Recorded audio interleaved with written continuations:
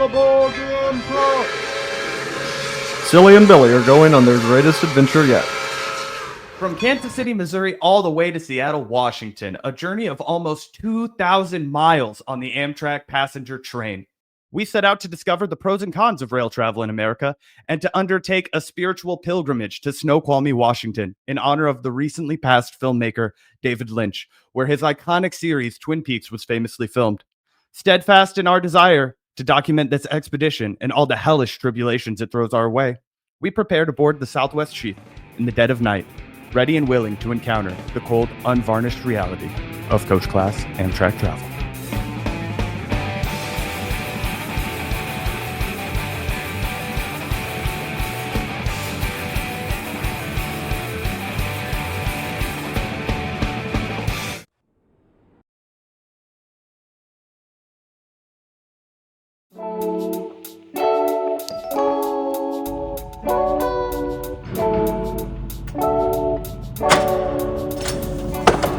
What's up? Here we go. All right, Gavin, no dipping our toes in, no getting our feet wet, no testing the water. We're diving right into 72 hours on the Amtrak. Guys, this is going to be a trip.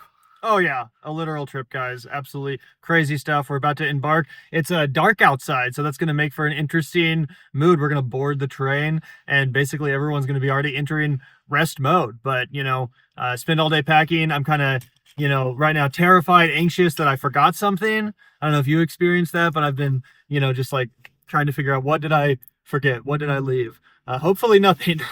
Yeah, fortunately for me, this woman right here has been looking out for me and making sure that I didn't leave anything behind. She also baked us chocolate chip cookies that we brought for the train ride. The MVP. We also, Lisa. yeah, got some focaccia bread. So we're all ready to go, and we're gonna ship out, and we'll see you guys on the train. All right, we're out here. Wanted to update the microphone audio so we have some, more decent audio for you guys, easier on the ears. What's up, bro? We're out here in front of Union Station. Woo! What's up, everybody? Yeah, now I'll say this again with better audio. We were just talking about this. It's so much of a bummer that we don't build cool shit anymore. You know what I mean? This building, it's beautiful. It's going to stand the test of time. Now everything we make is a 3D printed piece of shit. You can tell that there's capital investment and some hedge fund somewhere trying to steal from every single line on the spreadsheet, and nobody cares about the finished product. I feel like there's not a home for the architect that just wants to paint the skyline with something beautiful. You know what I mean? Like, where's our statues? Where's our marbling? Where's our, commitment to making our world a more beautiful place? Yeah, I was gonna say, it's hard to imagine them even announcing the construction of something like this nowadays. Not to sound like a boomer or whatever, but same with the Liberty Memorial, right? Like, that's an epic thing. Theoretically, at least, it would bring tourism to Kansas City. These sort of monuments have a purpose, right? It's a work of art, just on an architectural level. But either way, guys, we're about to head inside Union Station, one of our favorite historic locations in Kansas City, and we're going to end up eventually at Los Angeles Union Station, where we're going to hopefully make a connection and get to Seattle some 72 hours from now.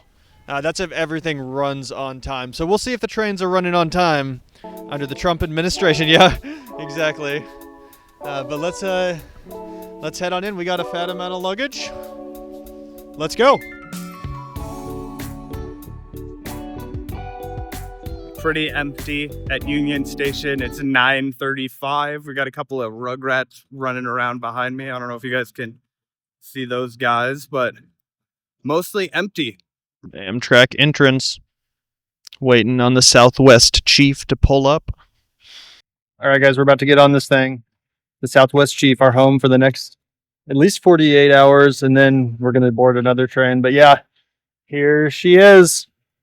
Ooh, got our ticket. There you go. Bye, Kansas City. Not a lot of room in this compartment. But, oh yeah. Yeah, not bad, guys. Trying to whisper because a lot of people are just trying to sleep right now. But we've boarded the train, got our luggage stowed away. Pretty decent, pretty comfortable chairs. But yeah, like I said, had to be very quiet right now. Some people sleeping. The journey begins. All right, guys, so the train has officially left the station. Zach and I have, found our seats and everything. I'm here in the little bathroom, as you guys can see. It's not terrible, not great, doesn't smell amazing, but you gotta do what you gotta do. We're going through cattle country right now, and it smells like absolute shit outside. Yep, we're driving we're riding right through cattle country, Kansas. Oh, yeah. This is how the sausage is made, guys. This is how the sausage is made. We're smelling it right now. Oh my god, it smells like straight up manure on the train. We're on the caboose of the train. There's like nobody behind us. That is the end of. Yeah, did you tell them about the caboose already? I haven't mentioned the caboose already. Go ahead and tell them about the We caboose. realized we're actually on the last seats of the last car of this train, aka the caboose. So, And it smells like we're in the caboose. It smells like we're right in the fucking shitter of this train. Jesus Christ. One of the things I always say on the show is that if all of BreadTube was one giant parade, then Gavin and I would be the two dudes at the end in overalls shoveling all of the shit. And oh my God, has it never smelled more like it than now during our entire career? Oh my goodness, it is foul in the back of this Amtrak. Made it to our first stop, Topeka, Kansas, the capital of Kansas. Gavin, you been to the capital? Many times. Topeka's a great place. Cool to be stopping by here. It's about a couple hours in. Rise and shine.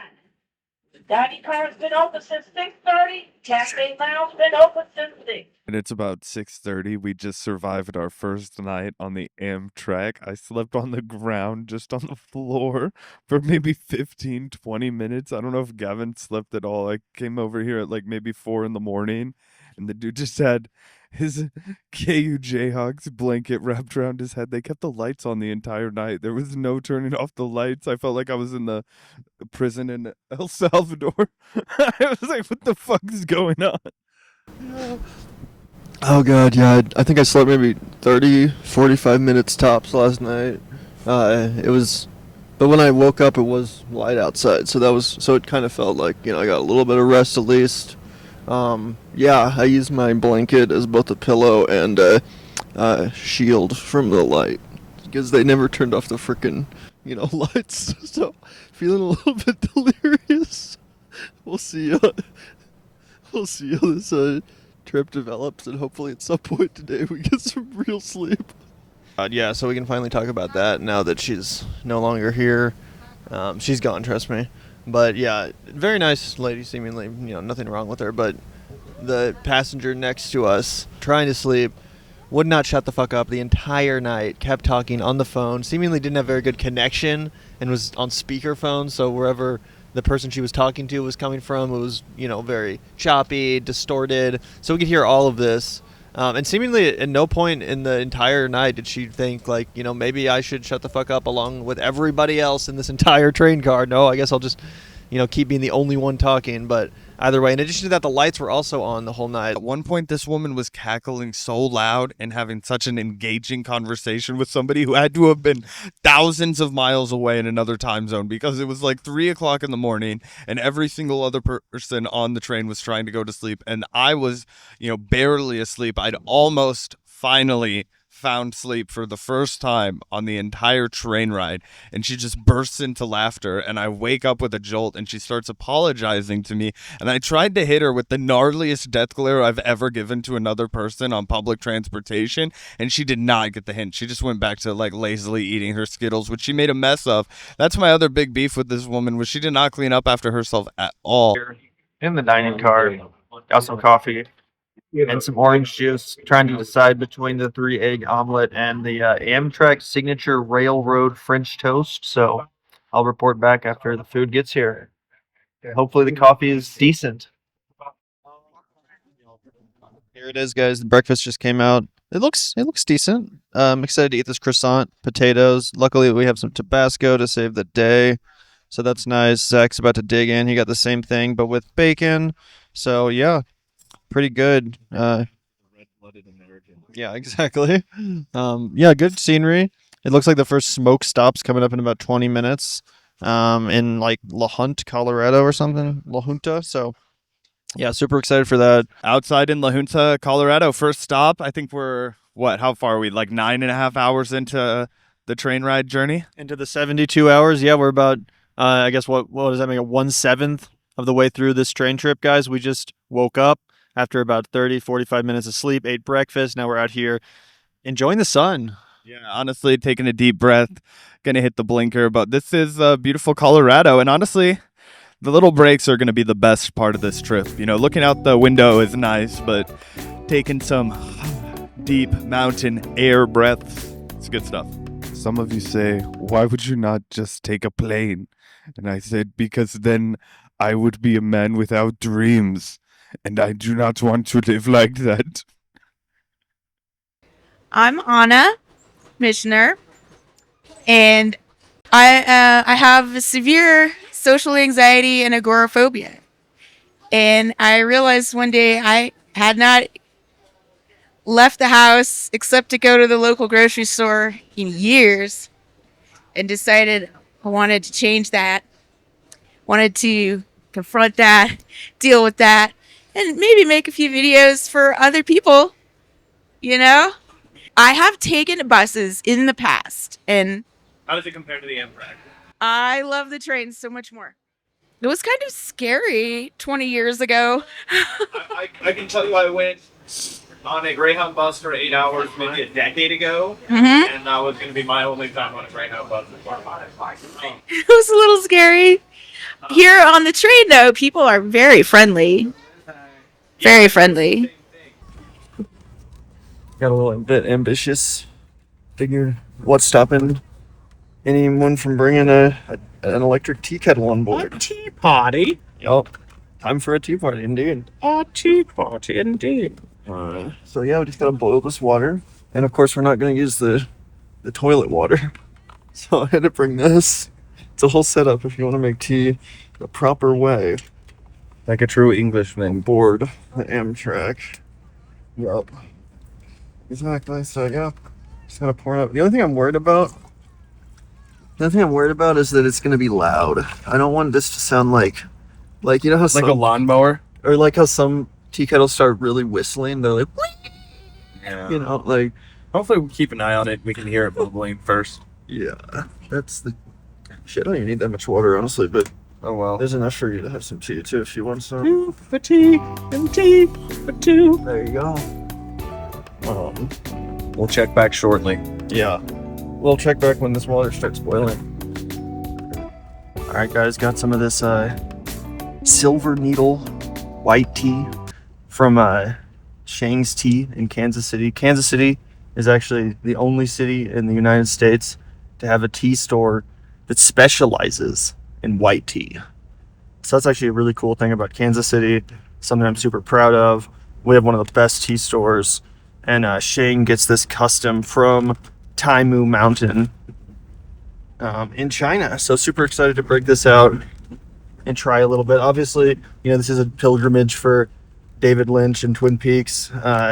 You know, David Lynch, Twin Peaks associated very much with coffee, but unfortunately the coffee's not you know, up to our standards on this trip. So I figured it would be a good idea to bring some high quality pinnacle tea, as you guys can see in there. This is some of the best silver needle white tea you're gonna find. Definitely on this train, but pretty much anywhere. I don't have a spoon, so I'm not gonna be able to measure it directly, but Eyeballing it. yeah, you don't need much. And the cool thing about this tea too is it's so high quality. You can get like 4 infusions out of it. You can just use the same leaves like 4 times in a row, and they'll still be good. You can get a lot more bang for your buck. It's giving Darjeeling Limited vibes. For real. All right, let's go. Let's do the pour. I just boiled this water. In we go.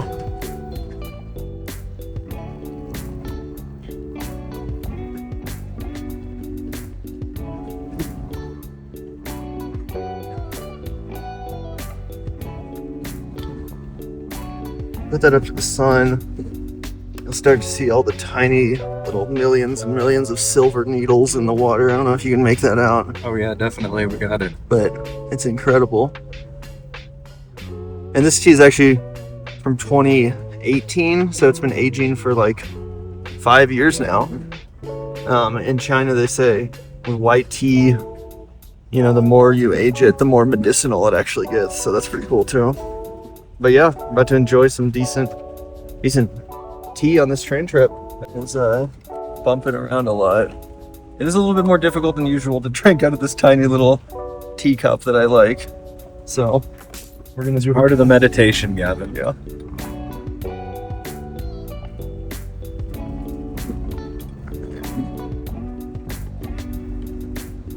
Let's get the first sip. Oh, incredible. Incredible. Tastes like a breath of fresh mountain air. Oh, You've been a wrestling fan for a long time? On and off since 2004. But with it being John Cena's final year, it was like, okay, this is going to be the last WrestleMania for him. I'll probably hit one or two more events that are like the bigger events, and then so I chose the coach just because it's cheaper. 100%. It's about the same price of flying, but the flight would have only taken 4 hours. So 4 hours versus 55 hours. A little bit different, but I have time to kill. So, like, when you're flying, you have one view of the country, but you don't get to, like, see all the nitty-gritty details. Like, okay, you get to see the snow on the mountain caps, the flat plains, but it's not as intricate, not as, like, you don't connect with nature as much. You don't connect with the environment. You don't get to see how people live. And so it's more personal and, gives more of the human element. With the coach seating, it can be a little bit tiring because they're not the most comfortable seats, whether you're tall or small. It's so much nicer hanging out in the observation tower now that we're in Colorado. Even the conductor made an announcement over the intercom to announce how happy he was to be out of Kansas. Now, I would never deny the majesty of the open amber prairies in moments, but Kansas has to be one of the least geographically engaging states to look at from a train car window. All right, it's hour number 23. We're running about an hour and a half behind schedule, but I've been assured that we'll make up the time, that we're going to be able to get back on track and hopefully make it to Los Angeles in time to jump on our next train, which is the Coast Starlight. We only had an hour layover.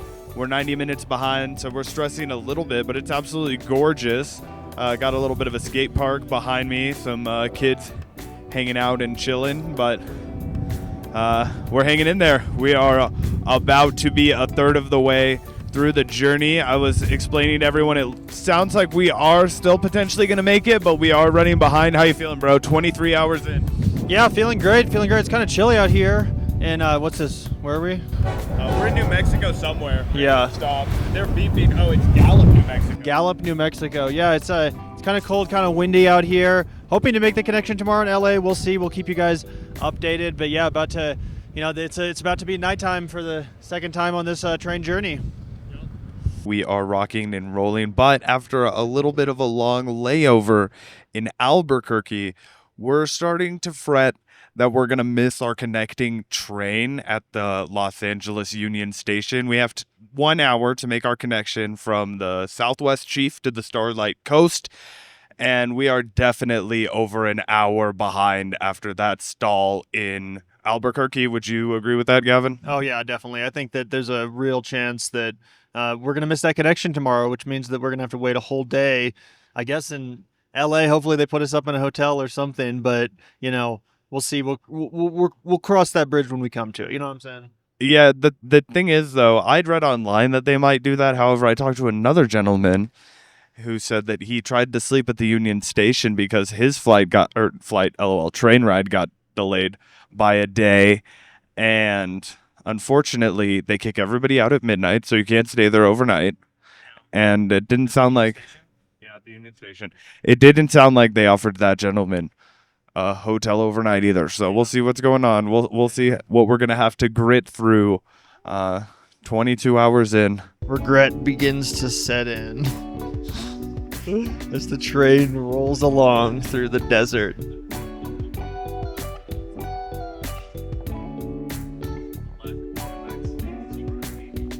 Yeah, the lack of a good night's sleep, the sun sickness, it's all starting to fold in upon itself. The lack of any decent coffee. We haven't seen home for hours now.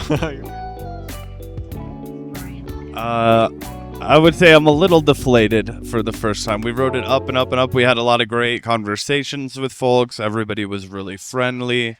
We were really, really putting our best foot forward. We were looking on the bright side. Unfortunately, I think we're starting to divot. I think the what went around is coming around, as the kids say. And I'm really starting to feel the effects of only sleeping for like an hour and a half last night. I feel like if you sleep a little bit, it's almost worse than not sleeping at all because your body is wanting to go to bed so bad, as you guys can probably tell. But there is no bed to go to. We're about 24 hours exactly into the trip.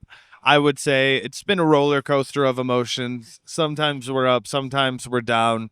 Mostly, we love the laid-back nature. I'm a big fan of the scenic views. What we're not so big a fan of is how long it takes to get from point A to point B. From my perspective, also the fact that the dining car is like $45 for dinner is just outrageous. And also not loving the sleeping arrangement. But other than that, Gavin, what are your gripes and what are your roses? Yeah, the breakfast was actually pretty decent. I think, I can understand the cost, but 45 is a lot for dinner. 45 is a lot for dinner. So, yeah, the food, the sleeping arrangement, but we're enjoying it, specifically this location or this observation car, just such great views, such great vibes. But yeah, The thought of being on the train for 48 more hours, pretty insane, considering we've only been on the train for 24 hours now.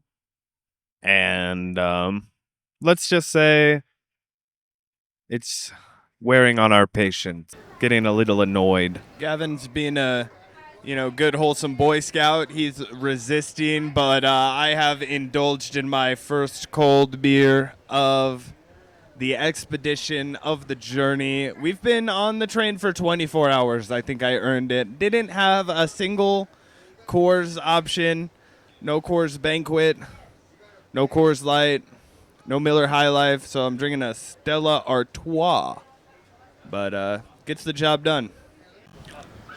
Just got a text message from Gavin that he is locked in the bathroom. Assistance is needed in the 30 car, lower level. Assistance is needed in the 30 car. Assistance is needed in the 30 car. The coach car, sorry. In the coach's first car, lower level. And obviously that's because of me. Because I'm trapped down here in this fucking bathroom. Hopefully they're able to figure this out. I'm praying to God right now. Like I said, if I just spend all fucking night down here in the latrines, I am going to fucking sue. Here they come. Let's hope they can help. Hello? Hello?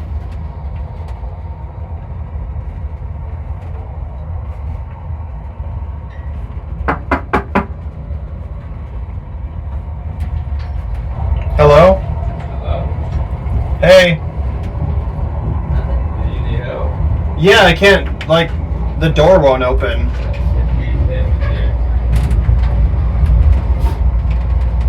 What?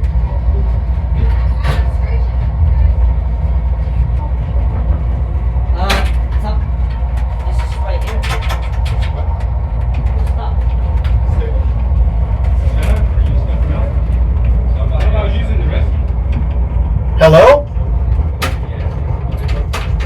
Were you here? Yes. Can you pull the top one? That one? Can you Yeah, pull it? it's stuck.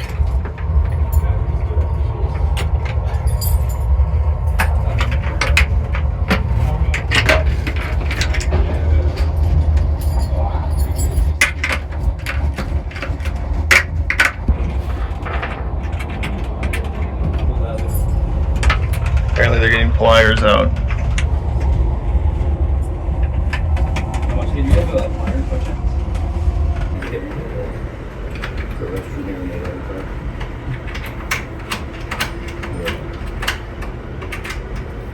Yeah, this was working. No, it's the lock itself where the slider would be.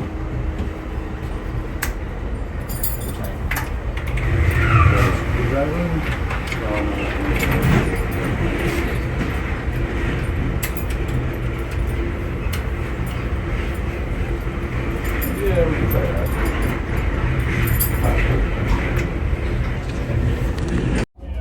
Opened it. Oh, nice. Quick take. It wasn't moving earlier. Put in my. Interesting. Yeah, make sure. Also, I was hitting the yellow button in there for like 5 minutes. What the fuck? That was fucking crazy, bro. Oh, sorry.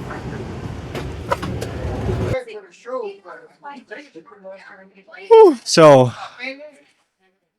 that was genuinely actually pretty fucking terrifying. You guys probably saw the panic on my face, and you saw as I tried to jiggle the door over and over again, it was stuck. I don't know what the fuck was happening.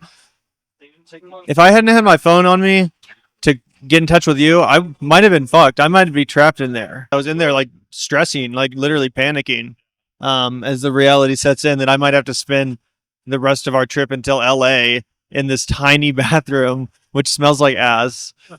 Obviously, you know how much I need water. The only water in there was that disgusting sink water. Oh my god, it was starting to freak me out. I'm very claustrophobic. Trapped in the bathroom, pressing this yellow button that says like assistance over and over again, which he claims he was alerted by. It was because you intervened. If I hadn't have had my phone to call you, I would still be in there smashing that button and trying to get it. So, I mean, I don't know. If I was like an old lady or something, I'm just saying, bro, that's a terrifying thought. You could die in there. What if you need your medication or something and you're just in there like feebly trying to... It's scary stuff. Either way, not to get dark, but I was freaking out in there. That was crazy. Thank you for helping and advocating on my behalf. That was wild. Yeah, no worries. Zach is grabbing a beer right now. Still kind of recovering from that low-key traumatic experience of being trapped in a super claustrophobic and disgusting Amtrak bathroom. But either way, trying to enjoy this, desert nighttime, the liminal vibes of a desert night. This is a feather. It's just showing the history. Oh, feather, yeah. Yeah, Pueblo drawing. This is a feather. This is eagle. Just like this. It looks like this. Yeah, look, Kennedy Shade. History monument. There's all kinds of like ancient ruins and history on the. I am Christopher Allen Pinto. My nickname is Chief. It's written here on my hand. Chief. That's my nickname, and I've been called that ever since kindergarten. And I've been painting all my life. Never took an art class. Just do what I see. I see beauty. I walk with beauty. That's one of our sayings in Navajo. You walk with beauty. So I see a pretty rock. I'm going to pick it up and make it more beautiful than it already is. So a piece of Mother Earth can make a lot of money. What brought you onto the train today? Oh, just going to go surfing. Going surfing? Yeah. Believe it or not, they call me Chief because I like to go surfing. But my friends in California, Newport Beach, yeah, they call me till we, hang out. So, yeah, but, that's my other family, I got a whole bunch of family. They're Mexican, Black, Chinese, everybody's my family. I don't see color. The only color I see would be something like this. Yeah. Or something like this. They're beautiful, man. And this is what my culture taught me. And I sell most of them at this Canyon de Chelly. And Mother Earth makes the rocks. I never know what they're going to be because I don't cut them. Mother Earth makes them for me. So the shape And this one, I had a lot of uncles that were in the Army, Navy, Air Force. Yeah, and that's it's called the Soldier's Cross. It's a special one. Everybody, this is a hot item. But yeah, everything is handmade from nothing. Here, what you're looking at is just a hanger, I would call engine ingenuity. Yeah, to make something out of nothing and make money off of it, people like that, especially the tourists that can in these cities. And my artwork will go all over the world. It goes to Italy, France, Germany. I got some friends coming from Dublin, England.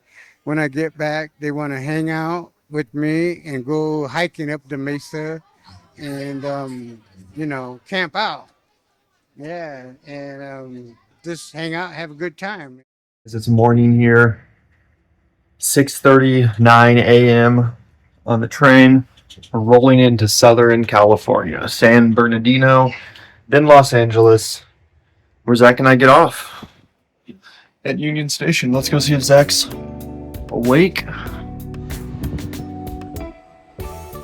You know, when you've really, truly, adequately lowered your standards, even the worst cup of coffee will really lift your spirit. It'll really cheer you up. It'll really make you a human being again. You know what I mean, Gavin? You know what I'm talking about? It's not terrible. Yeah, it's actually not, but maybe that is just my standards lowering in real time. It's been now quite a while since I've had any truly good coffee. Yeah, we're hoping that we have time to snag a decent cup while we're in Union Station in Los Angeles. I don't even care if it's Starbucks, guys. I don't care. I mean, I would really rather it be like something local and not corporate and not disastrous, but I'm being real with you guys. After 36 hours on this train, I would even buy a cup of fucking Starbucks. I'm not even kidding. All right, what's the official report, Gavin? How are you feeling now that we are about to be halfway through our monstrous odyssey? Honestly, I thought I'd be feeling a little bit worse, guys. I think, I'm feeling pretty good. I'm enjoying the train life. I think I'm learning to embrace it a little bit, Zach. Now, the one thing I will say is I'm not really learning as much to love the crust punk life. I would love to get a for real shower. But pretty much everything else about the train, maybe minus the sleeping arrangement, not bad. I dig it. Yeah, a couple of my grievances. So I made a makeshift apartment, which I showed you guys earlier, and slept on the ground. Now, I got to sleep pretty well last night, but my back is not happy with me. It's punishing me for real. And then I second Gavin's crust punk thing. I fell asleep with my hat on last night, and I had a bunch of pomade still in my hair, and I haven't been able to shower and get it out, so now my hair is doing all kinds of unflattering shit. I look like a Who from Whoville or something.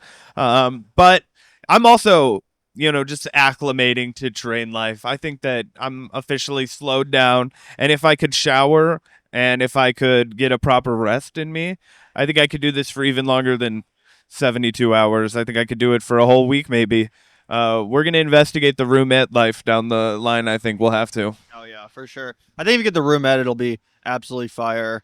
But I'm more than happy to do this in less than luxury. We're on a pilgrimage here. This is not a 5-star vacation, right? So, the discomfort, it comes with the territory. I think it's building character. It's making us stronger, better men, Zach. Yeah, Ernest Hemingway, they were men on the train, and on the train they grew. They grew grit. They grew toughness. They grew resilience. They grew their balls. Officially the halfway point. We are getting off the train in California. Yup. Deboarding. It's fun. Just got the news that our train is going to be at least 2.5 hours delayed, which is honestly a relief because it means we're going to be able to get some real sustenance. Right now we're at Starbucks, but it's the best we got right now, and we definitely need a hot cup of coffee. Chaos has broken out at the Los Angeles Union Station. Zach and I have never been here before. At least, we've been to LA, but not this Union Station, and it's pretty confusing. I have no idea where we're supposed to go. Zach's trying to figure it out. Admittedly, I'm a little bit more interested in a fresh cup of coffee, but he probably has the right idea. We need to figure out where we need to be. So let's try to figure that out. Here he is. It says that the Amtrak distance is over here. There's quite a line. However, that sign right there says all trains. So that's quite a conundrum. What we need to find is some of the passengers we were on that train with that are also going to Seattle, like Shelly. Yeah. If we can find Shelly, I know that lady knows where the fuck to be. I bet she does. Did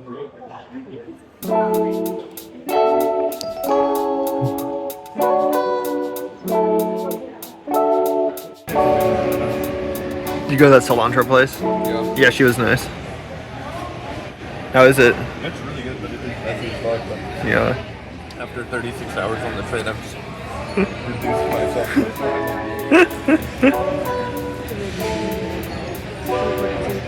a Like a monkey eating the papaya. No manners. Has to be done.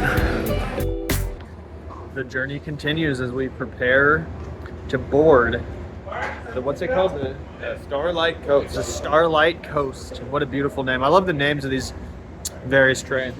Yeah, we've got the end of the line right there. You can see it. And we're about to board the train. Let's go. Remember me. Say hello to our home for the next 32 hours. Hello.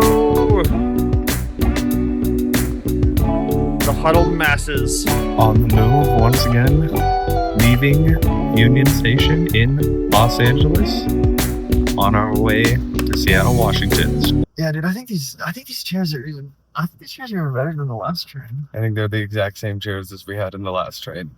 Oh, dude, this one's like an improved model of some sort. I feel like I'm gonna sleep better tonight. The only thing that might possibly be an improvement is we were the very last chairs at the very end of the train car. But other than that, it should be. They get shit worse and worse as they go along. Potentially so. Otherwise, they're probably absolutely identical. Deteriorating in quality. The maker just like gives up towards the end and starts getting tired.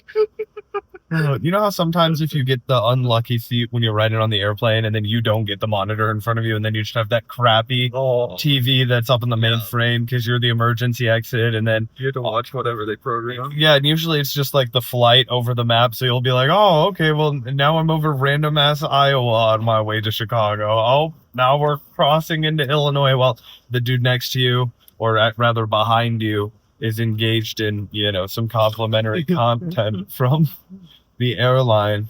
But other than that, I don't know. I think that they feel pretty much the same to me. They've got the same rickety devices on the side. I'll show everybody right here. We need that AMC style. Oh god. Reclining. That is exactly what we need. We do need that AMC style reclining. That would be the dream. With the button that you press where it's like, and then you really sink down into it. Because the one where even I have, and obviously this is just bitchy, but like when you do lean back, there's the gap in between like where the crevice of your back goes and then, your tailbone is. And, and you're going to get very sore there no matter how you I know what you're believe. saying. Gavin was asleep like this, so his neck is going to be fucked by the time we get to Seattle. But it already is. Yeah. But anyway, 36 hours down, maybe 37 hours down, which leaves, 35 more. And I have to say, the cafe has been what holds it down for me and Gavin. We're almost 40 hours into our journey, and we haven't really been fucking with the dining car. I'm going to be real. It's the cafe down there. You went to you went and paid for the overpriced lunch. How was it? It was actually pretty good. I got a Beyond Burger, so just a veggie burger. Obviously overpriced, but it was well made. Got some chips on the side, a Diet Coke, and had a really interesting conversation with a family. It was a mom and a kid. They were both super friendly, and apparently the dad was actually Palestinian, but he's back in San Diego where they were from.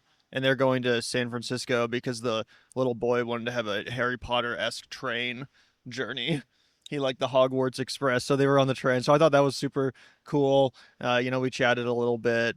The kid thought it was super cool that we were YouTubers. Can you repeat what you said about your plastic cup again? Because I totally forgot it. This plastic cup, right? It makes my buying this wine. Well, the wine they didn't get plastic. I give them credit, right? Oh, is that glass? This is glass, right? That's good. Right. So we have to wash it. So we have to clean it up. And yes, we pay a little bit more for the not having plastic. But every time you drink plastic, you're drinking microparticles of it. It's an unknown substance. It doesn't even dissolve in the body. It passes through it. Who knows what it has in it? And they're called plasticizers. We knew about this in 1986. I'd rather pay more for my meal And I'd rather know that I can get a job washing these dishes, right? With our own native forest. Yeah, with their own native forest, whatever race they may be, they can get a job at McDonald's. They can get a job washing dishes. Why? Because we're not relying on China to make plastic. Yeah, I think that's a big deal. Been on the train for 40 hours, and it sounds like we're about to approach Santa Barbara. Gavin's in the observation car, I imagine getting some great footage of this very scenic landscape. We have about, I think something like 16 hours to go. We're in the middle of nowhere in California, but we're still hitting California traffic.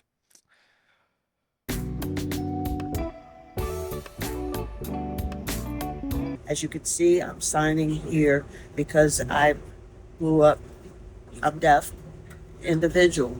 Secondly, I became ill a few years ago, right before COVID hit, and I lost a lot of my mobility. I was in rehab hospital for 1 year, learning how to walk again. So that became more difficult in getting around. Now I have a little bit more mobility, but I have faced a different type of situation where I didn't have that accessibility issue before. Now I do. So how is it to travel? And I was afraid to travel that way. So plane, I have flown since, but in train, what can I do? And I want to show others that it's possible and you don't have to depend on other people. So I just wanted to share that. We do some work with folks who were recently incarcerated, if I'm not mistaken. Released, yes. Recently released. Yes. Can you talk about that? I think our audience would be really curious about that. Sure, it's by default. Actually, hanging out in the library doing research, and a young man came up to me. He's like, "I see you must be pretty smart with all the books." And I said, "Well, not really, but yes." And he says, "I need help. I need help in filling out an application." And I was like, "Okay," because I'm looking at this young man, and I'm like, "You're about 30, 31 years old. Why can't you fill out your own application?" And then, and I was like, "Well, do this, do this, do." And I was like, "Okay." And then it came out that he really couldn't read. Then he told me he had just gotten out of jail. And he asked me, he's like, "You want to know what I got out of jail for?" I'm like, "Nope, really don't care." And then from that perspective, he introduced me to another man that he knew who happened to be homeless. He's like, he was in jail too. He's been out for like 10 months, but he can't get anything. And I was like, oh, and there are resources out there, but those resources are limited or judgmental or somehow snap them out. So just to help, I started doing that to help them. And if they pay me, they pay me. If they don't, I'm okay. It's volunteer, if you will, my way to do something for someone else. All right, everybody, it's that time again. We are now 48 hours into our journey. It's getting late, so we're going to try and be quiet. As you can see, everybody's kind of getting ready to wind down. But yeah, 48 hours into the Odyssey, 24 hours to go. How you feeling, Gavin? I'm feeling pretty good, honestly. This has been a really smooth and beautiful train ride through California, mostly today. The Starlight Coast train has been honestly much smoother than the Southwest Chief. That's one of the big takeaways I have from this. It's like, people from Kansas City will get this reference. It's more like the Mamba, whereas the last one was more like the Timber Wolf. This is a smoother track. I don't know what it is, but just less rocking. If you get motion sick, if you get seasick, this is the train for you because it's a smooth ride. It feels more modern, if that makes sense. So, I've really been enjoying today's ride. The scenery, absolutely unbeatable. Mountains, trees, the ocean. It's been majestic. But yeah, it's getting dark now. Yeah, to add to your point about how smooth it is, I feel like this is a train that actually gets used a little bit more than the route of the Southwest Chief. Felt like this train is a lot more packed. If you go to the observation car, it's full of people, whereas you could almost... That's true, but I could always find a seat yesterday. You know what I mean? it's been very hard to find a seat on the Starlight coast during the observation room, which is why we spent most of our time over here. But not complaining. It's been great. Nice window view. I'm ready to get off the train. I don't know if I'm taking it quite as well as Gavin. Gavin's taking it like a champ. I'm like, 48 hours, 24 more. Yeah, I can concur that there hasn't been any, warlike sounds for a second last night when we were on the not the Starlight, when we were on the Southwest Chief. It sounded like China was about to invade. The whistles blowing, things going off in the middle of the night. No, I'm kidding, but yeah. Well, Yeah, it's pretty crazy that we're 2/3 of the way through the journey. Basically, tonight is our last actual night on the train. Tomorrow is our last actual day on the train, but tonight's the last actual night. Which, as I was saying to Zach, I'm really starting to acclimate. I feel. I think train life might be for me. I'm gonna miss the rails for sure. But no, I mean, there's some stuff that I'm definitely. I'm gonna film him at like 4 o'clock in the morning and be like, "How do you feel about it now?" If I had a bed, it would be perfect. But either way, yeah, it's gonna be awesome tomorrow. Waking up to the beautiful scenery, hopefully of the Pacific Northwest. Yep.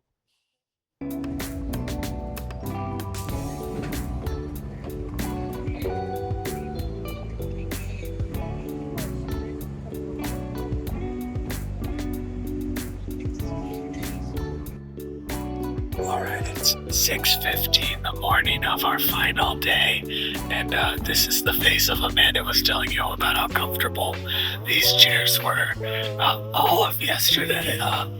How did you sleep last night, Gavin? Not super well. Not super well. If there's one thing I am super excited about getting off this train, it's to get a real night's sleep, guys. I'm sick of this fucking chair, but I do love the train. But yeah, not fun. My knees feel like Vince Carter's, but other than that, I concur.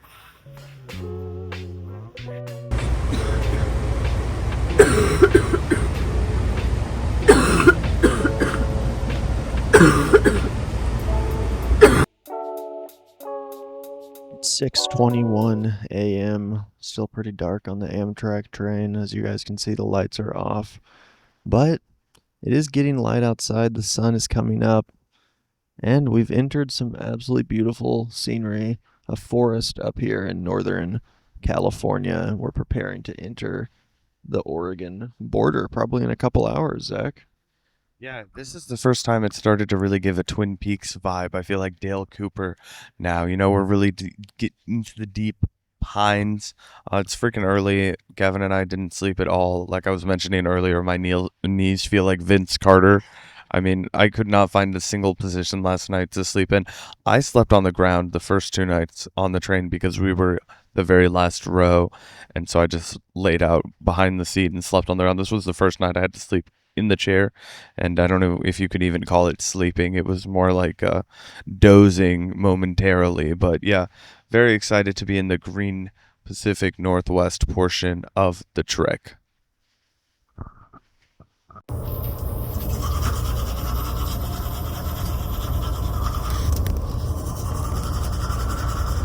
Glamorous.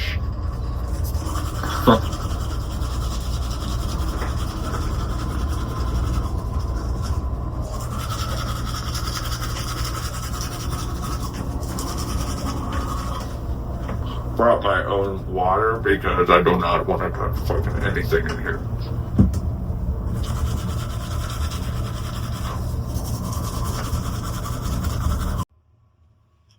We are now done with our last night on the train, and it was a fucking doozy, guys. I'm gonna just go ahead and film like this because I don't give a fuck.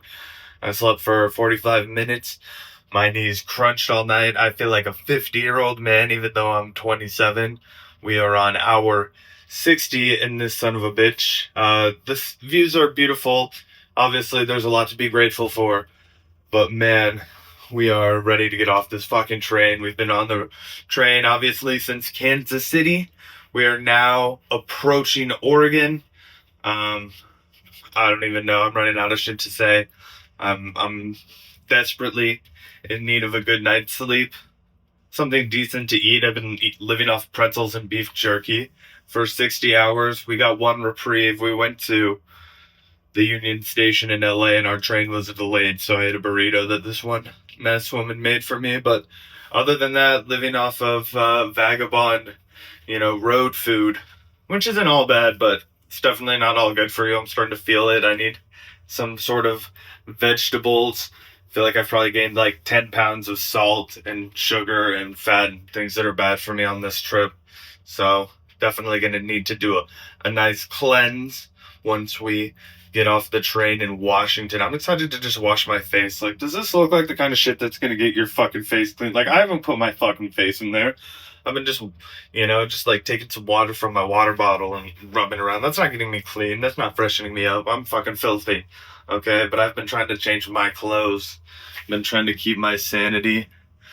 This is the only little bit of privacy you get when you're riding the Amtrak. So, anyway, I'll go find Gavin. What up, guys? It's 8:53 a.m. More beautiful California scenery. We're getting real close to Oregon, getting real close to being in the real Pacific Northwest. So super excited. Less than 12 hours left on the Amtrak journey. That's crazy, guys. We've been on this shit for so long. It just feels like I'm starting to acclimate to life on the train.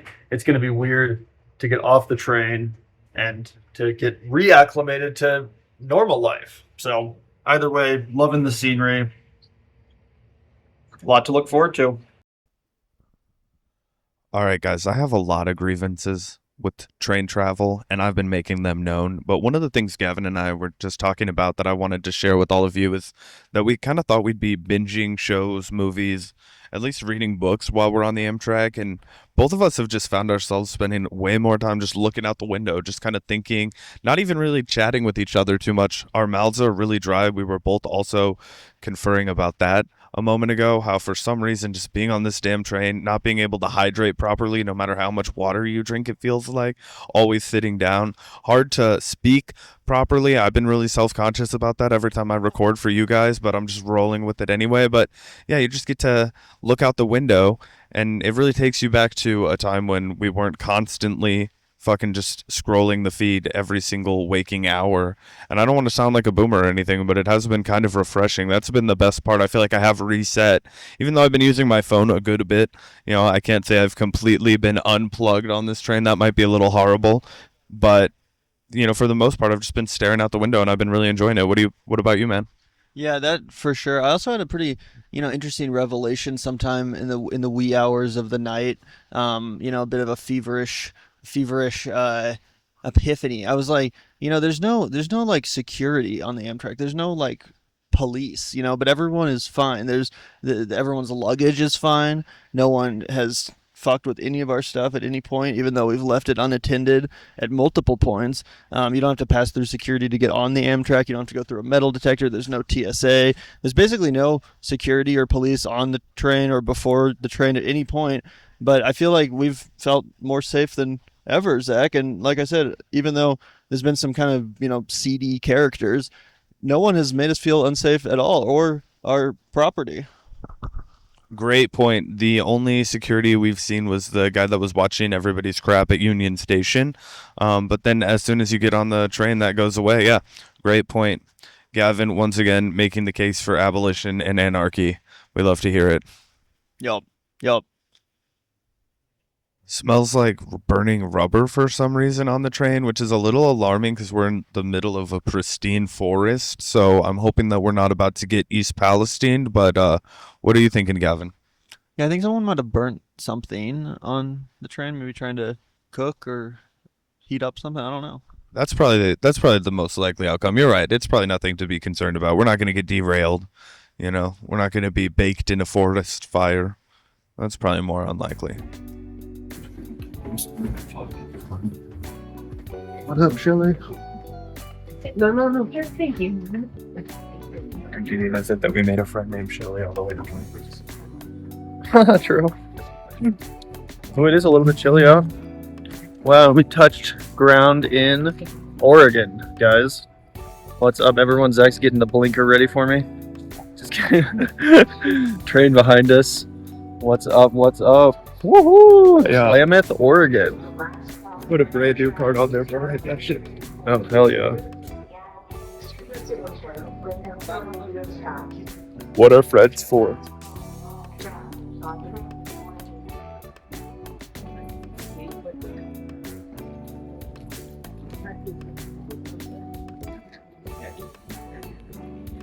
Hell yeah, first time in Oregon. Yeah, dude. Pretty beautiful shite. Pretty beautiful shite. Zach and I were just discussing some of the current situations in our country right now when it comes to immigrants and deportation. And there was a young lady on the train that we were on prior to this one, a Southwest Jeep. She is indigenous from land. She was from New Mexico near the border, and she is Blackfoot as well as Sioux. Her father was Blackfoot, her mother is Sioux. And she was discussing how she and the members in her community are carrying around their papers because they've been stopped by ICE numerous times. She was fair-skinned, but she says many of them have darker complexion, and ICE is saying that you have to be Hispanic. We're immigrating you. We're deporting you, sending you back. And some of the members in her community have also been wrongfully incarcerated and held, and they're trying to get them out. And they're constantly carrying around their papers now to prove that they are Native Americans, indigenous to this country. And it's just a sad state. And to actually meet someone who is facing that. And as we were going through the country through New Mexico, and I say countryside, and I'm looking at farms that seem abandoned now. I'm looking at some of these smaller communities, and I'm not going to say that they're poor in terms of spirit, poor in terms of people, but poor in comparison to some others as far as economics, but they seem very, very happy. But these communities are being destroyed, and looking at some of the plight that as we were passing through, and it's like, instead of trying to get rid of folks, why aren't we doing more to help folks?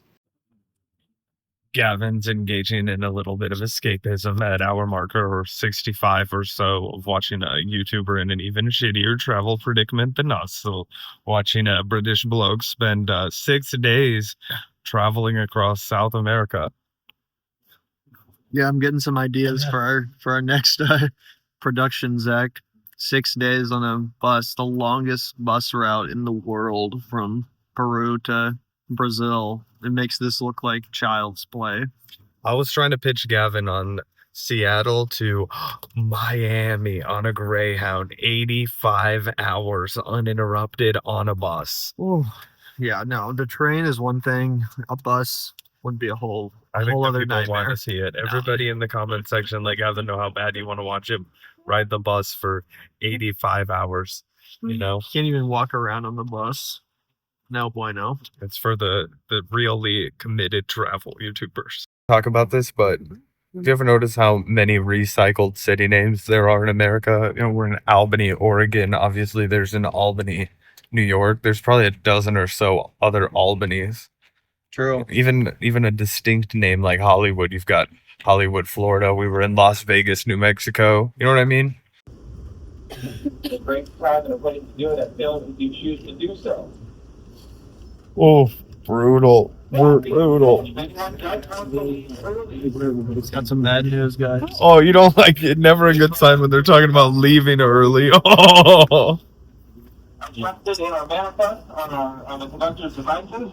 And also, if you have any checked baggage that you want to get off the train early, please once again let a crew member know so the conductors can get on. How far is Salem from Seattle?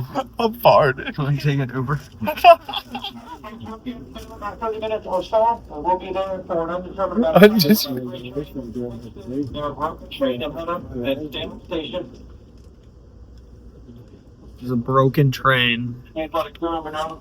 ahead of us on the tracks Thank you. after Salem, which is going to keep us waiting in Salem for an undeterminate amount of time. Bro, you know it's bad when they say undetermined. The guy said if you want to find other arrangements. Oh, brutal, Right at guys. the very end. The end is the end is in sight, but we can't. But close, but no cigar. What are you taking, the high or low? Are we here for 4 extra hours, Gavin, or less? I swear to God. It's gonna. Talent show of platform in Salem. You're looking for singers, guitar players. This guy. They're looking for singers. Wow. This guy's. It's a one-man band. Oh. Oh, the plot thickened right when we thought we were out of the woodwork. You know, we spent a lot of time on the way to Los Angeles on the Southwest Chief, kind of fretting that it would be late, that we would miss our connection to the Starlight Coast, but unfortunately, it's the Starlight Coast that looks like it might be delayed for a long time, something that, for better or worse, we really never anticipated. Gavin, what's your totally uneducated guess on what time we arrive in Seattle now? I'm gonna say like around 9:30, 10. Oh, that's optimistic. I'm gonna guess 12:30. But let's see.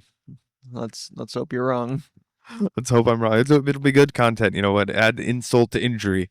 What was already a 72-hour train odyssey, it could easily become a 76, 78, 85-hour train odyssey. Who knows? Maybe we'll have to get on a Greyhound bus all the way to Seattle. Maybe. Let's hope that does not fucking happen.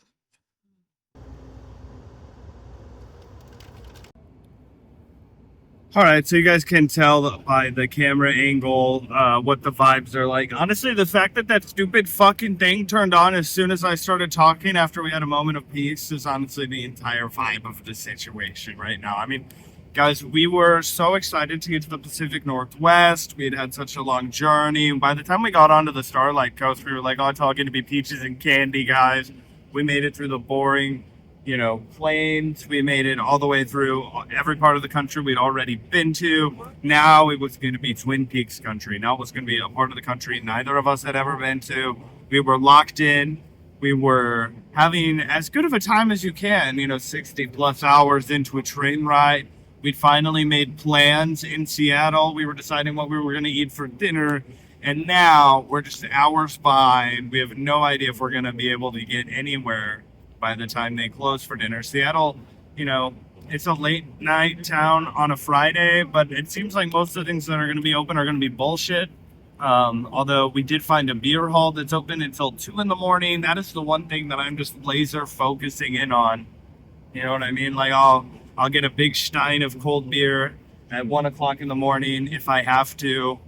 But I know that Silly over here would prefer a little more nutrient-dense experience than just a large stein of beer.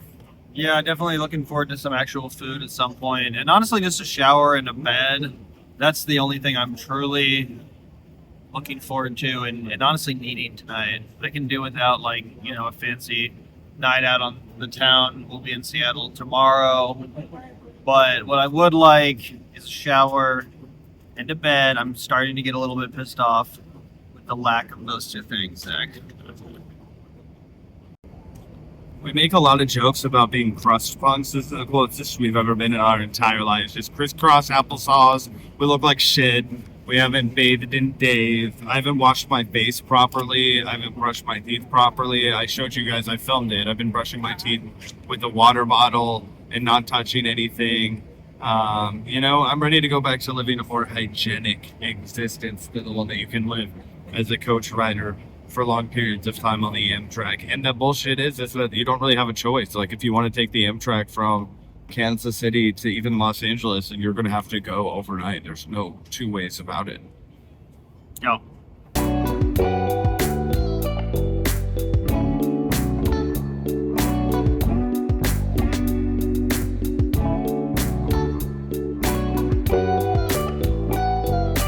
Still waiting.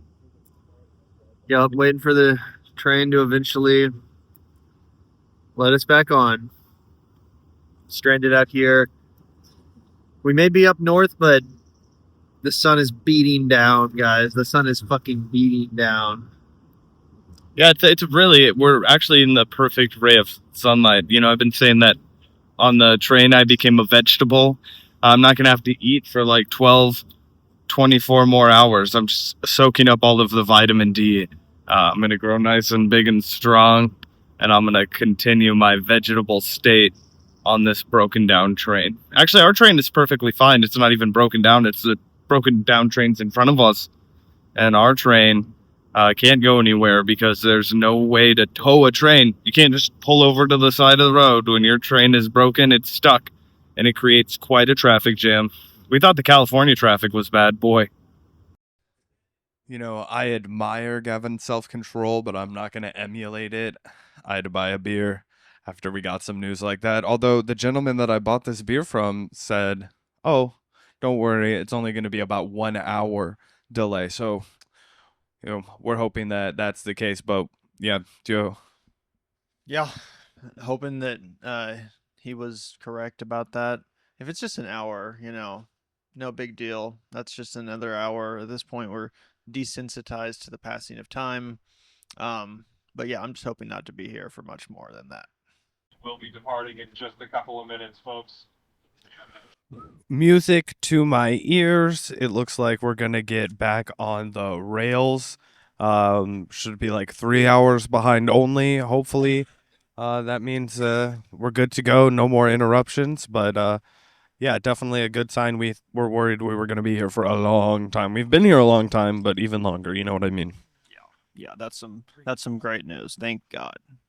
Every hour is precious too when you've been on the Amtrak as long as we have. We are desperate to get showered. If you can tell by looking at us, we haven't slept in like 3 freaking days, guys.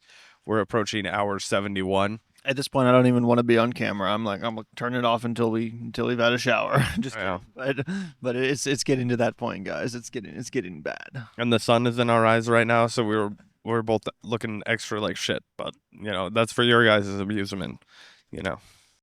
Also, I just want to add, I feel like there's the expectation of going on time, being on time when you're riding on a train. You know, we always have the trains will run on time. Oh, like a train conductor, always on time, a German train schedule, all that shit. But, not in America, sweetheart. We've got all kinds of delays on the Amtrak. Yeah. I mean, I think the big reason why is because they don't prioritize the rail infrastructure in this country. So the Amtrak is constantly competing with actual like freight trains. And then when one of those breaks down, there's not another route. So they're kind of at the mercy of each other. That's what I've heard a lot, talking to some of these employees. It sounds like, they're constantly competing with these other trains. And that's kind of just the freight system and the infrastructure as it is in this country. We don't care about trains. That's very reasonable, but I'm just here to be pissed off. So, yeah, fuck what he said. All right, Gavin is coming back, and the wheels on the train are going round and round again. So this is a good sign we're back in action. Whew. It's 8:53. It's dark outside once again.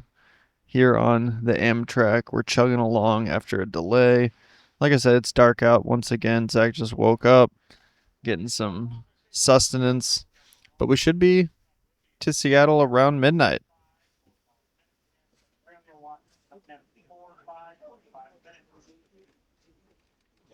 But yeah, the journey continues on and on.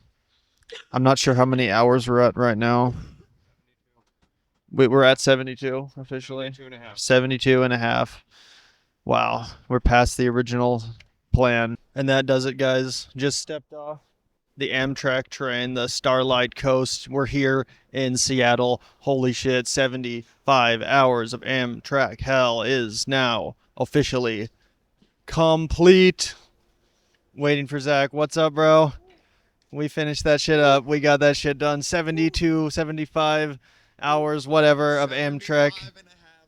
Hell is complete. How do you feel? Wow, every bone in my body is rickety, crunchy. The vibes were low at one point. I'm pretty sure I caught an airborne illness by whoever was sitting by us, because that person was hacking up a store. I tried to get some footage. Maybe we'll cut that in for you guys to see, but holy shit, guys. There was 75 hours of Amtrak hell, but they could not break Silly and Billy's spirit. We're here. We made it. We didn't give up. What a way to celebrate 100K subs. You know, we couldn't do it in any regular old-fashioned, only Stilly and Billy would take to the rails for 75 hours. But I'm really ready to get a hot shower and go to bed in a real bed. You know what I mean?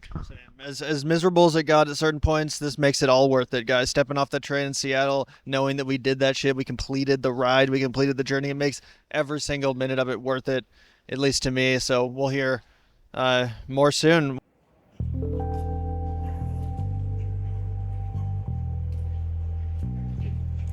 We're good? I was like, what the fuck? Some of the most beautiful scenery that Zach and I have ever seen. We're driving by right now, getting real close, about 15-20 minutes from Snoqualmie, and we're headed right to Tweed's Diner. So super excited. Holy shit, guys, this is so beautiful. I can't believe we're actually doing this. I genuinely cannot believe we are about to finally arrive. We're driving up Agent Dale Cooper style. Barely see the mountain in the... Oh, wow. Yeah, this fog is crazy, guys. We're getting real close to literally 2 minutes. You're gonna turn right up here, Zach. By the arrow. Yep. Sweet. Yeah, this mountain is crazy. I didn't realize how tall the mountains were gonna be here. I knew there were gonna be mountains, but once you get closer to it, you realize the extent of it all. Yep. Gavin and I are gonna hike that sumbitch tomorrow, or drive the car up as far as it'll take us. Your destination will be on the left. And here we come, guys. As you see the North Bend sign. Oh shit, there it is. Tweeds. There it is. Holy shit, the R&R. It has an R&R sign too. Holy fuck, guys. And there's the double R. It looks like, as I read online, it is under a bit of construction right now. I guess they're redoing like the stucco exterior. But there she is, the double R Diner. I think there's a spot right there that I can smack.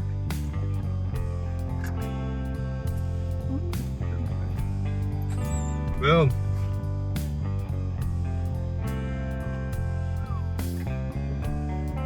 And here we are at the double R. Holy shit, we made it. Jesus Christ, 5 days, over 120 hours. We did the pilgrimage for David Lynch. This is our first real stop. We're at the double R. We're ready to fuel up on some damn fine coffee, a slice of pie, and probably a chicken fried steak for old Billy over here.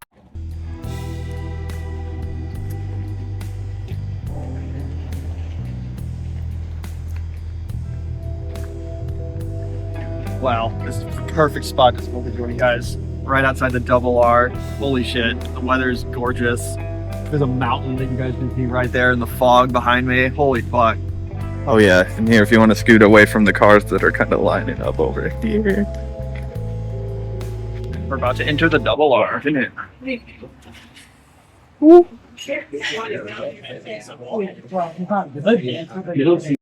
All right, guys, food got dropped off. Looks honestly pretty dank. They put orange slices on their stuff, which is interesting. Finally, somewhere, you know, doling out the proper amount of hash browns in an order. I almost ordered 2 orders of hash browns. Glad I didn't, because they were very generous with these. But yeah, looks pretty good. We're about to dig in here at Tweed's Cafe in Twin Peaks. If you're familiar with me in real life, you'll know that I'm a gluttonous pig, and the one thing that I always order for breakfast at a diner or pretty much anywhere that I go out to eat for breakfast, which is pretty rare these days, but if I do, I just go full gluttonous pig mode, and I get the least healthy thing on the menu. I get chicken fried steak covered in gravy, and this place looks like they've done it just absolute justice. They look like they have a real recipe down. One time Gavin and I were on a road trip to Denver, Colorado, and we stopped at this really fancy looking I-70 diner. And by fancy, I just mean like, it looked like they really put a lot of effort into, you know, refurbishing it, making it look like a really chromed out 1950s style diner. And the food was some of the worst we'd ever had. This, on the other hand, was a journey that we traveled 5 days for. And it looks like the food is going to be pretty damn tasty. Pulling out of Tweed's Cafe with the most beautiful fucking scenery that I've ever seen in my entire life behind us. This is just absolutely majestic, guys. We're in absolute paradise here. Pacific Northwestern paradise. And the food was incredible. We were just remarking that you know, even if it had nothing to do with Twin Peaks, we would have been thrilled with that meal. Great lunch. And it was really a great vibe in there too. Lots of local customers, lots of people that weren't Twin Peaks fans, you know, just locals from the area, popping in, getting brunch, getting Easter morning breakfast, whatever, with their family. Like I said, really awesome vibe and delicious food, damn fine coffee, everything we could have possibly hoped for. Oh yeah, dude, and not only that, we keep coming back to it, but there's still a bunch of local restaurants around here. There's still a bunch of local fairs. This is called Scott's Dairy Freeze. There's a little Rio Bravo. Bison Chili, yeah. A little North Bend motel up there that you could stay at if you came and visited. We're on our way to the Great Northern Hotel, but we're gonna stop and explore some scenic mountain views for a little bit. Gosh, it's absolutely so thrilling to be here. I mean, look at that mountain over there, guys. We'll cut to it when we're playing this, but it is majestic. I did not appreciate the size that it was going to be. I'm just trying to drive us a little ways towards the mountain and see what we can find. Yeah, guys, we'll keep you updated. Sparking it up. Time to spark up an infused pre-roll. We're out here in the woods of Twin Peaks, and we're about to see the falls. Give me that shit. Zach's hogging the joint. Just kidding. That was the first. Yeah, Gavin thinks these things trying to light provoke him. themselves. Wow, Gavin over here talking big shit. It's 420. It's supposed to be a day of love and brotherhood. Blazing and praising. Blaze the Lord. Shout out to the great maestro, David Lynch. Now who's parking on the grass? You're not wrong. It's good shit, though. Get your mind right out here. Such a beautiful area, though, guys. It cannot be. It cannot be overstated. Just how gorgeous. Oh, God, I know, it's incredible. Oh my God, guys.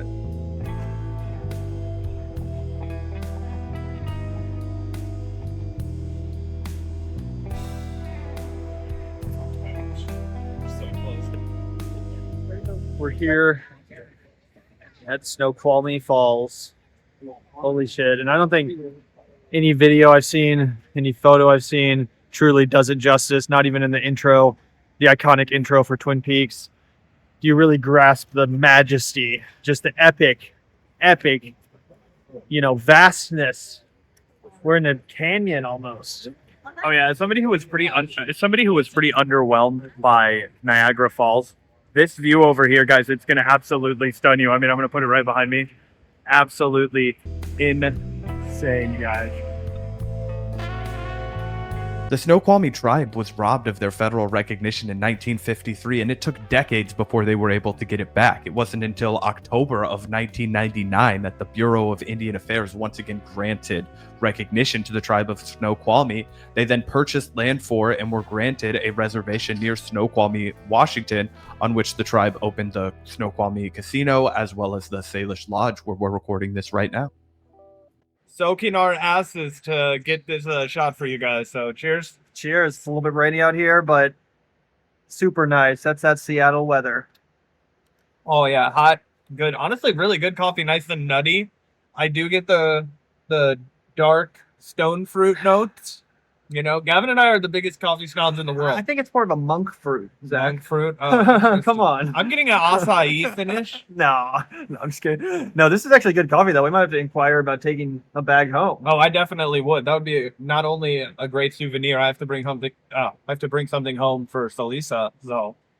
I hiked away from the main trail, hoping to get some privacy so I can just level with you guys a little bit and talk about the entire trip that we just went on. It was, 3.5 days on a train, 72 hours. We made it to the promised land. We made it to the Pacific Northwest. We are in Twin Peaks. I'm in the Twin Peaks forest right here. I'm out in the woods of Snoqualmie, deep off of the path. I definitely left the path maybe 35 minutes behind, hoping I could find my way back because Silly is still at the hotel catching some Z's, enjoying himself, perhaps indulging in a slice of cherry pie. But I'm out here, and I wanted to talk to you guys a little bit about why we did this. Obviously, you guys know Gavin and I are passionate about the environment. We're 26 and 27-year-olds respectively. We have a lot of life left on this planet, and we also just think it's beautiful. We absolutely love it. Gavin and I are guys that enjoy nature. We enjoy going out. We enjoy going for long walks. We enjoy connecting with people that way, and so it made sense for us to kind of come out here and do this train project. But we also, want to talk about how the left needs to create a home for fun. We need to create a home for people to watch something that's a little bit through the POV of a leftist, right? Obviously, Gavin and I are ardent leftists. We're hardcore progressives, but I feel like the left has this problem where we want people to be serious all the time, right? We want people to be focusing on what's important all the time. And that makes sense, right? That's totally reasonable why you would want that. There's a lot of bad shit happening. There's so much bad shit happening. An unimaginable, incomprehensible amount of bad shit is happening at all times, pretty much everywhere, right? And we're all being exposed to it constantly. And I think that what Gavin and I really want to do with some of these, vlogumentaries, these Vanguard on the road episodes is, yes, cover politics. Yes, make sure that that's still a central part of our message, but to also make sure that people know that it's important to have a fun life. It's important to go out there and carpe diem, seize the day, right? It's important to go out in nature and just enjoy the fact that the world that we live in is beautiful, man. For all the pain, suffering, barbarism, cruelty, there's an equal amount of love, of sunlight, of just absolute beauty. Just breathtaking stuff out here that Mother Nature created for us. I've seen the entire country. Gavin's seen the entire country, it seems like, over the course of this train trip. We went from Kansas City all the way down through Colorado, New Mexico, Arizona, all the way up the entirety of California. California is a massive state. It's hard to fathom how massive it is until you drive or ride on a train all the way up it. And then we explored all of Oregon and Washington, and that's where we are now. So much beauty. We need to protect our public lands. We need to make sure that this country reaches its full potential, that it's free for everyone, for the people, by the people, and not run by oligarchs, not run by the 1%, but run by the 99%. We have the power. Let's take in the beauty. Let's have a good time. Peace out.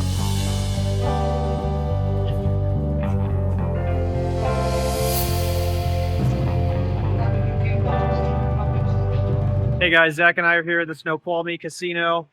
Got my badge. I'm a real gambler. Time to see if we get lucky.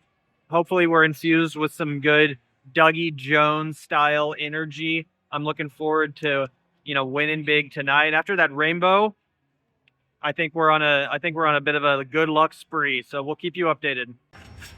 Last spin. I don't even know what winning looks like. I know, right? They all have to line up, I think. Oh shit! But nothing happened. You didn't win? These are all the same.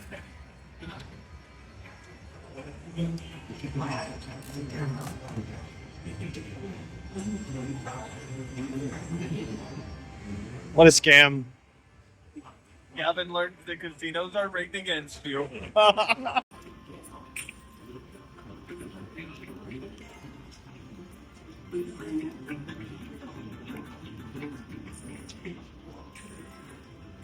Heartbreak once again.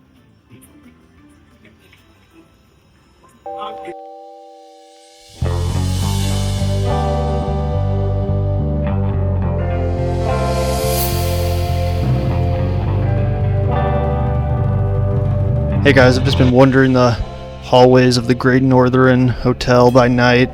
It's getting pretty late here in Twin Peaks, almost 11 o'clock p.m. I think Zach's asleep. We have a flight out of Seattle back to Kansas City tomorrow. But yeah, just walking the halls of the Great Northern for the last time by night, soaking it in, thinking a lot about David Lynch and everything he's meant to me over the course of, my life, my creative journey, my journey as a filmmaker, all of that stuff. So I like to think that David Lynch would have enjoyed this journey and the way that Zach and I got to Twin Peaks. We had quite a few Lynchian experiences along the way. We saw a lot of America. And yeah, this trip meant a lot to me.